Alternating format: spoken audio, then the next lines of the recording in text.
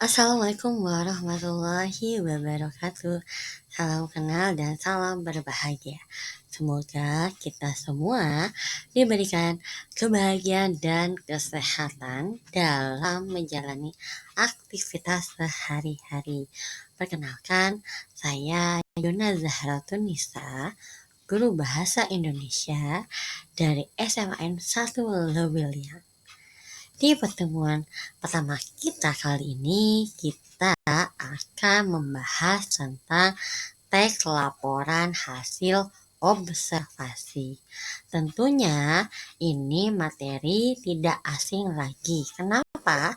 Karena ini merupakan materi lanjutan dari kelas 9. Bahwasanya di kelas 9 sudah kita pelajari bersama-sama mengenai materi teks laporan hasil observasi.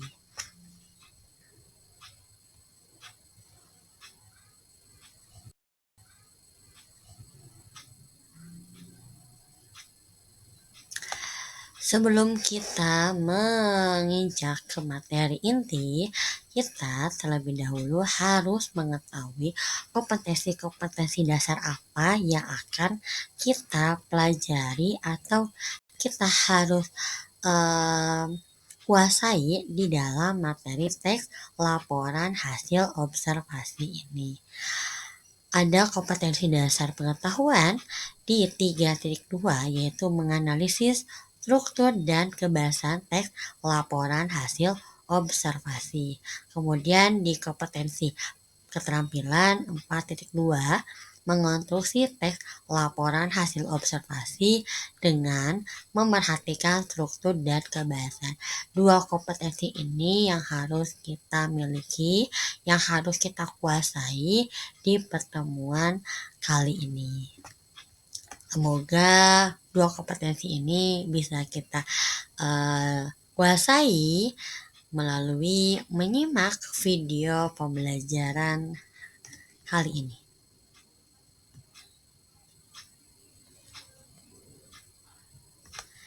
Sebelum kita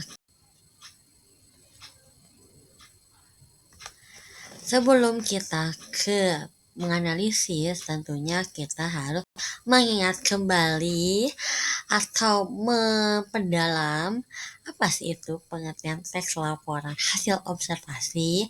Teks laporan hasil observasi adalah sebuah teks yang bertujuan memberikan informasi secara umum tentang sesuatu berdasarkan fakta dari hasil pengamatan yang dilakukan secara langsung. Otomatis, teks laporan hasil observasi ini bisa kita buat, bisa kita tuangkan jika kita sudah melakukan observasi atau pengamatan atau penelitian. Jika belum, tentunya teks laporan hasil observasi ini tidak bisa kita tuangkan atau tidak bisa kita buat.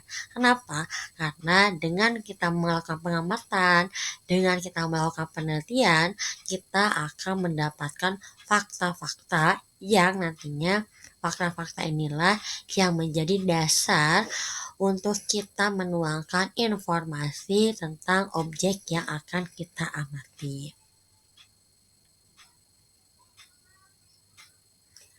Nah, adapun ciri-ciri teks laporan hasil teks laporan hasil observasi ini ada 4 poin. Pertama, isi yang dibahas biasanya berupa ilmu tentang suatu objek. Jadi, isi yang dibahas tidak lain adalah mengenai objek secara keseluruhan. Dimulai dari pengertian, kemudian nanti bagian-bagiannya dan manfaatnya. Yang kedua, objek yang dibahas bersifat sangat umum. Artinya, objek yang kita teliti itu biasanya sudah dikenal banyak orang gitu. Yang ketiga, dijelaskan secara sistematis.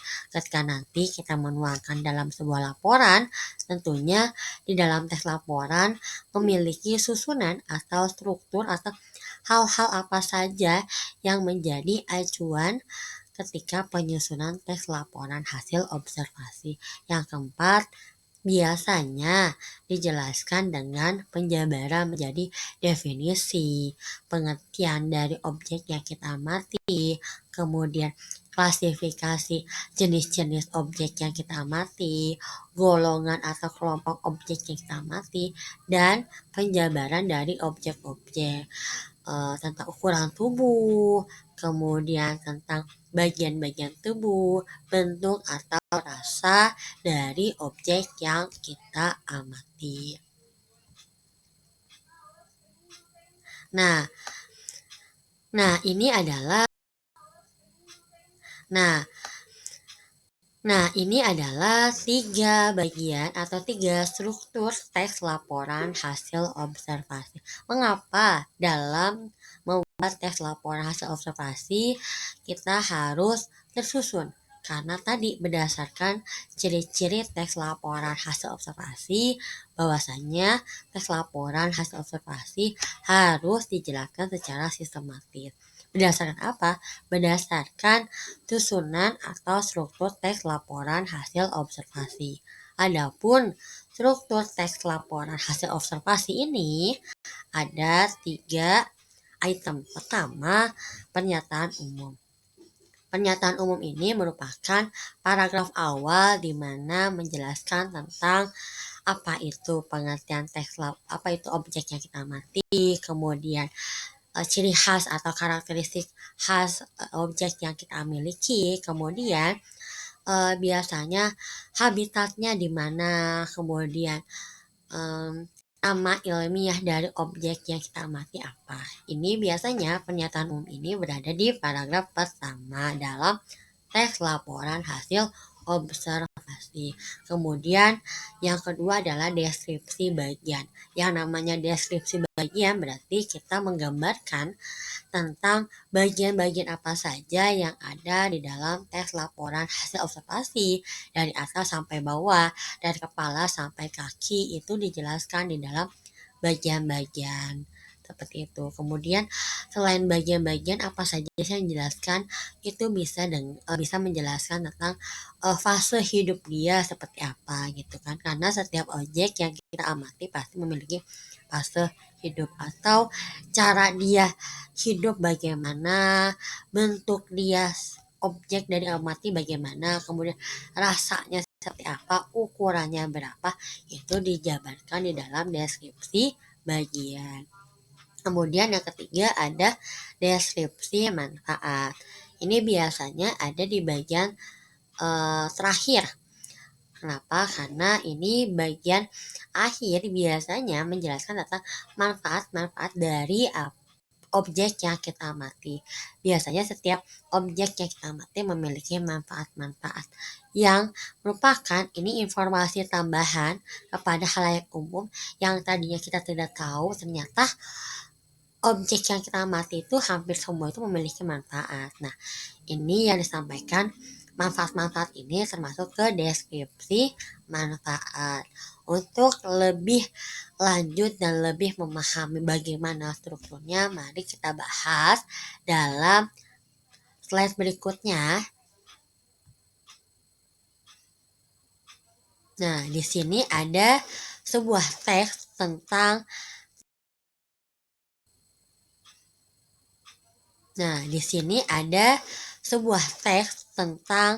Taman Nasional Baluran. Nah, di sini di Taman Nasional Baluran ini memiliki 6 paragraf. Dari 6 paragraf ini kita bisa analisis mana yang termasuk pernyataan umum, mana yang termasuk deskripsi bagian, mana yang termasuk deskripsi manfaat. Kita bahas satu persatu. Nah, di paragraf pertama yang diwarnai warna merah ini, warna merah jambu ya, atau nude, ini termasuk ke pernyataan umum. Mengapa ini masuk ke pernyataan umum? Karena di sini ada pengertian dari objek yang kita amati. Tentunya ini objek yang kita amati ini tentang Taman Nasional Baluran. Nah, di sini di paragraf pertama ini menjelaskan apa sih itu Taman Nasional Baluran. Nah, Taman Nasional Baluran merupakan perwakilan ekosistem hutan spesifik kering di Pulau Jawa. Nah, ini termasuk ke pernyataan umum seperti itu. Kemudian di paragraf kedua ini sudah masuk ke deskripsi bagian. Mengapa ini sudah masuk ke deskripsi bagian? Karena di sini sudah dijelaskan tentang jenis-jenis atau apa saja sih di dalam taman baluran itu ada apa saja.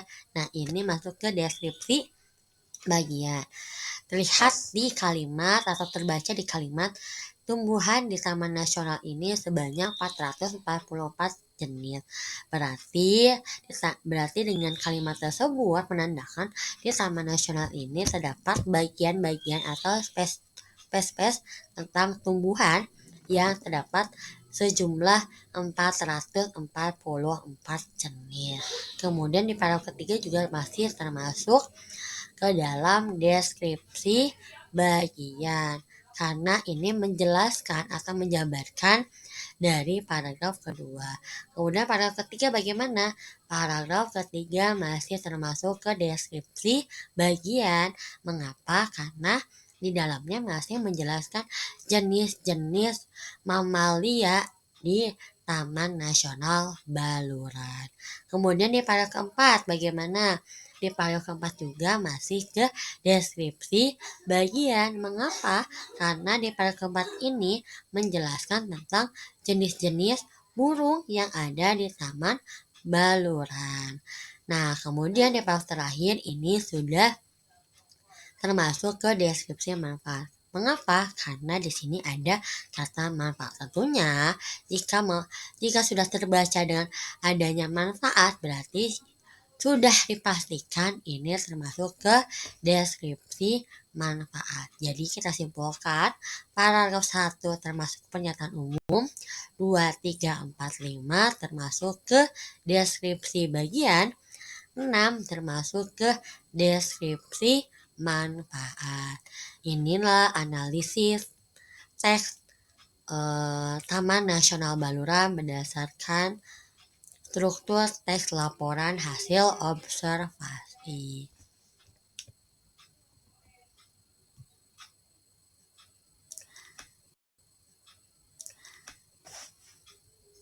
Adapun kebahasan dalam teks laporan hasil observasi ini ada 3 poin. Pertama, penggunaan kalimat definisi dan kalimat deskripsi. Kedua, penggunaan imbuhan di dan kata depan di. Ketiga, menggunakan kutipan tidak langsung dan sumber rujukan. Kebahasan ini kita gunakan ketika kita menguraikan kalimat-kalimat di dalam teks laporan hasil observasi. Kita akan bahas satu persatu, satu poin, apa itu dan bagaimana bentuknya. Kita akan bahas di slide selanjutnya. Kebahasan pertama yaitu adanya penggunaan kalimat definisi. Kebahasan pertama yaitu adanya penggunaan kalimat definisi dan deskripsi. Kita analisis satu persatu. Definisi berarti kalau kita mendengar dengan kata definisi berarti yang terbayang adalah pengertian. Tentunya ketika kita menjabarkan apa sih itu kalimat definisi adalah kalimat secara singkatnya adalah kalimat yang menjelaskan pengertian suatu objek secara umum atau secara lebih jelasnya adalah kalimat definisi, kalimat yang memberikan penjelasan tentang objek secara umum. Nah, di kalimat definisi tentunya memiliki kata kunci. Jika kita ragu mana termasuk kalimat definisi, mana termasuk kalimat deskripsi, lihat saja kata kuncinya. Kalau kalimat definisi, kata kuncinya yaitu adalah merupakan, yaitu, yakni, ialah, adalah, termasuk, itu merupakan kalimat definisi. Jadi kalau kita membaca sebuah teks yang ada salah satu di antara kata kunci itu, berarti itu termasuk ke kalimat definisi. Sudah tidak diragukan lagi. Jadi kita harus mengingat kata kuncinya apa. Contohnya bagaimana? Contohnya kalimat definisi seperti misalkan hari ini merupakan hari kemerdekaan di mana tepatnya pada tanggal 17 Agustus 1945 Indonesia berhasil memerdekakan atau memproklamasikan hari merdekanya. Di situ ada kata kunci yang merupakan. Berarti ketika ada kata merupakan sudah dipastikan ini termasuk ke penggunaan kalimat definisi. Artinya menjelaskan tentang pengertian atau informasi dari objek yang kita amati nanti. Kemudian penggunaan kedua adalah kalimat deskripsi. Kalimat deskripsi ini adalah kalimat yang menggambarkan sifat-sifat atau ciri-ciri khusus suatu objek. Biasanya menggambarkan bagaimana bentuk, fisik, sifat, ukuran rasa, atau ukuran rasa dari suatu objek. Kalimat deskripsi ini kalimat pendukung dari kalimat deskripsi. Yang tadinya kalau kalimat definisi itu menjelaskan pengertian, kalau ini menjabarkan bagaimana sih bentuk tubuh dari objek yang kita amati, bagaimana sih fisik dari objek yang kita amati, atau bagaimana sih ciri-ciri atau sifat-sifat dari objek yang kita amati. Itu biasanya di kalimat deskripsi. Kebanyakan di kalimat deskripsi itu menggunakan kata memiliki. Tapi tidak selamanya yang tidak ada kata memiliki itu bukan kalimat deskripsi. Tapi itu bisa jadi kalimat deskripsi jika di dalam kalimatnya menyeratkan tentang penggambaran tentang objek yang kita amati.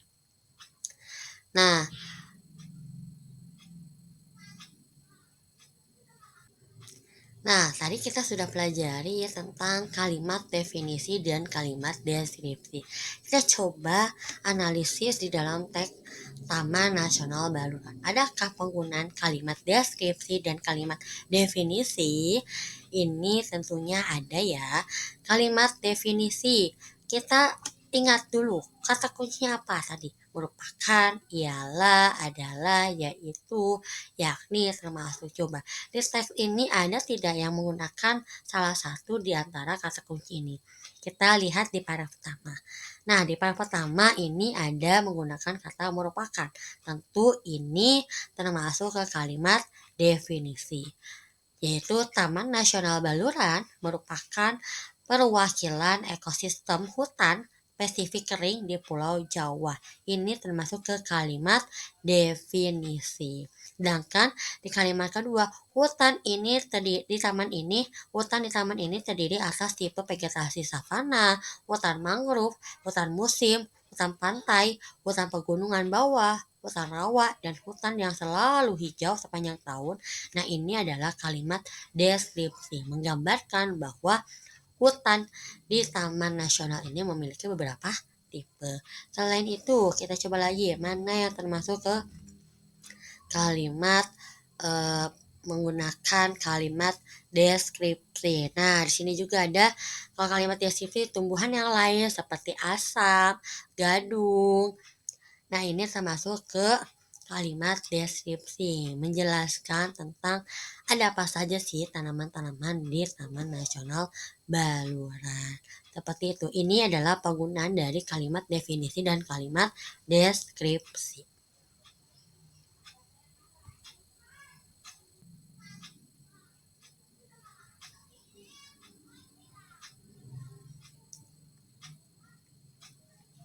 Ini yang kedua adalah penggunaan imbuhan di dan kata depan di.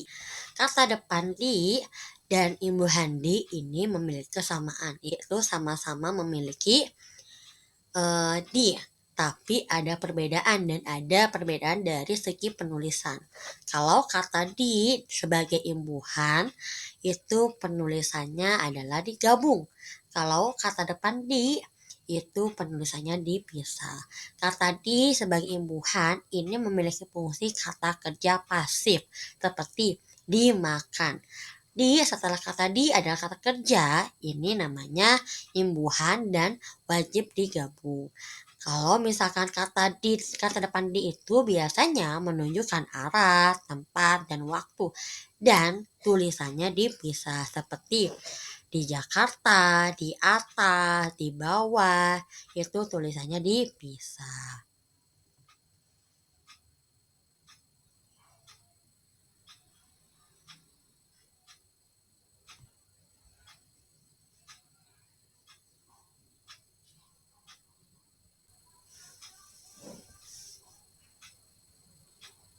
Nah, bagaimana di penggunaan imbuhan di dan kata depan di pada Taman Nasional Baluran?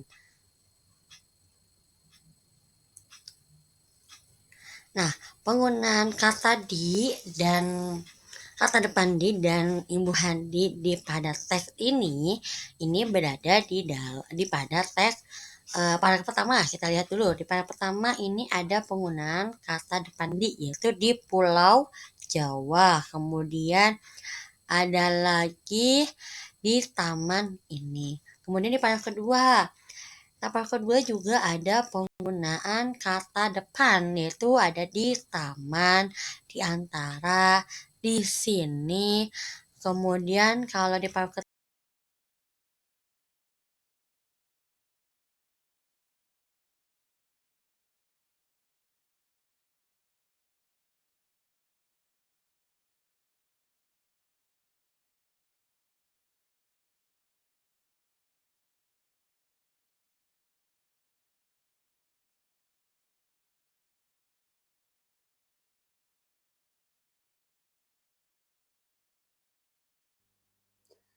Nah, untuk kebahasaan yang ketiga dalam teks laporan hasil observasi adalah penggunaan kutipan tidak langsung dan sumber rujukan.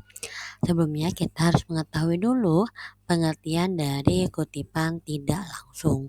Kutipan tidak langsung adalah penggunaan pendapat seorang penulis berupa intisari yang kemudian dituangkan dalam teks laporan hasil observasi. Mengapa dalam teks laporan hasil observasi harus mencantumkan kutipan tidak langsung dan sumber rujukannya supaya agar tidak terkena plagiat. Nah, sedangkan format penulisan kutipan tidak langsung ini ada dua format penulisan. Kutipan tidak langsung yang dituliskan dapat menggunakan dua format, yaitu kutipannya berada di akhir atau di awal kalimat yang berupa nama belakang, tahun terbit, dan halaman sumber. Sedangkan sumber rujukan dicantumkan pada daftar pustaka. Baik, kita akan Nah, kita sudah mengetahui tadi ya kebahasan yang ketiga ada penggunaan kutipan tidak langsung. Di sini kita mencoba untuk mengubah sumber atau informasi dari orang lain ke dalam kutipan tidak langsung dan sumber rujukannya. Seperti dalam paragraf komunikasi adalah bentuk interaksi manusia yang saling mempengaruhi satu sama lain, sengaja atau tidak sengaja, tidak terbatas pada bentuk komunikasi menggunakan bahasa verbal, tapi juga dalam hal ekspresi muka, lukisan, seni, dan teknologi. Ini dicantumkan oleh Sanan dan Wever tahun 1949 pada halaman 23. Nah, ketika kita mencoba membuat kutipan tidak langsung, berarti langkah pertama adalah kita membuat intisari dari kutipan yang akan kita ambil. Nah, dari paragraf tersebut kita bisa memberikan atau menyimpulkan bahwasanya kita tulis komunikasi adalah bentuk interaksi manusia yang saling mempengaruhi satu sama lain yang sifatnya verbal. Kemudian di akhir kalimatnya disisipkan dengan si penulis tahun titik dua halaman keberapa. Itu adalah cara penulisan kutipan tidak langsung. Berarti kebahasan 1, 2, 3 sudah kita pelajari bersama-sama. Maka kita coba dengan teks yang berbeda apakah materi yang tadi sudah kita bahas kita memahaminya atau seperti apa. Nah, di sini ada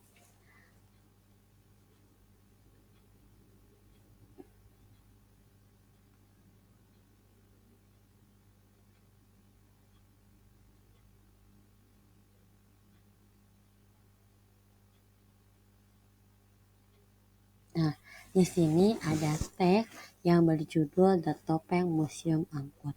The Topeng Museum Angkut ini memiliki jumlah paragraf 5. Nah, mari kita coba bersama-sama menganalisis struktur dan kebahasannya. Kita bahas satu persatu. Di top di paragraf pertama ini termasuk ke pernyataan umum atau pernyataan umum. Mengapa? Karena di sini dijelaskan pengertian, kemudian dijelaskan tentang apa yang dipelajari atau apa yang diamati.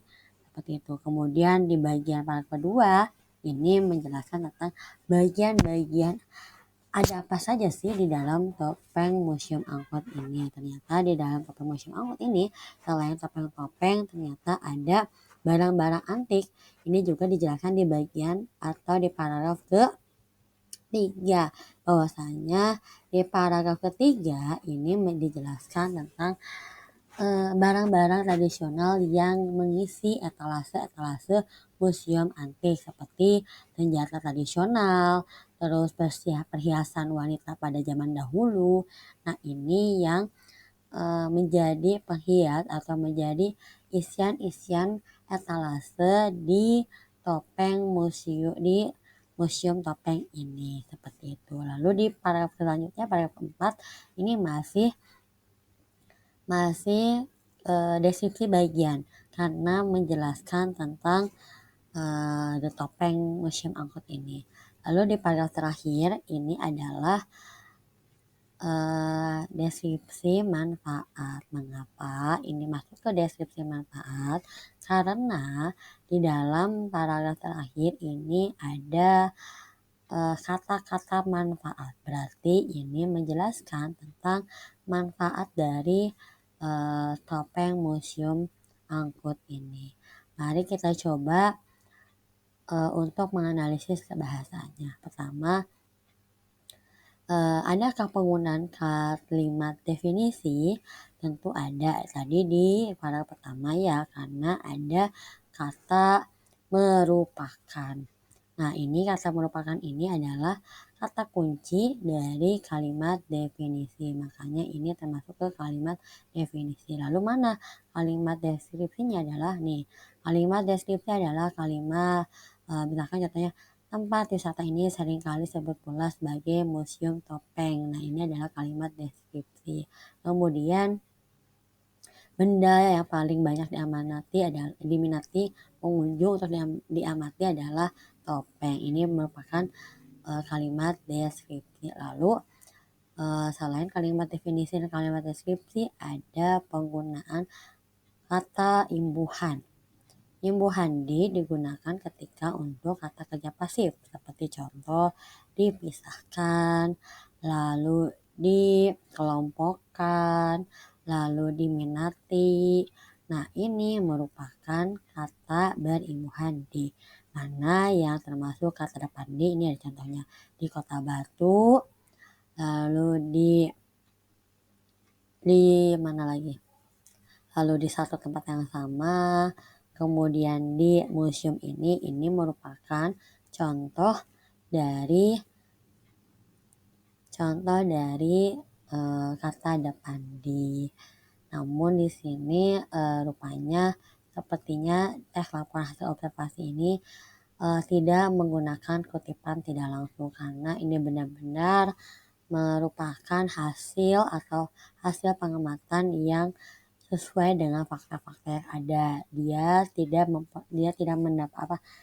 meminta atau mengambil informasi dari orang lain, tapi hanya berdasarkan pengamatan dan disesuaikan dengan fakta-fakta yang ada. Itulah analisis struktur dan kebahasaan yang bisa kita analisis. Ternyata Di dalam teks laporan hasil observasi ini memiliki struktur 3, kemudian kebahasan ada 3. Ini masing-masing biasanya digunakan di dalam teks laporan hasil observasi. Tentunya ini menjadi satu pemahaman bagi kita bahwasanya dalam menulis observasi harus sesuai dengan sistematis dan kaidah kebahasaan.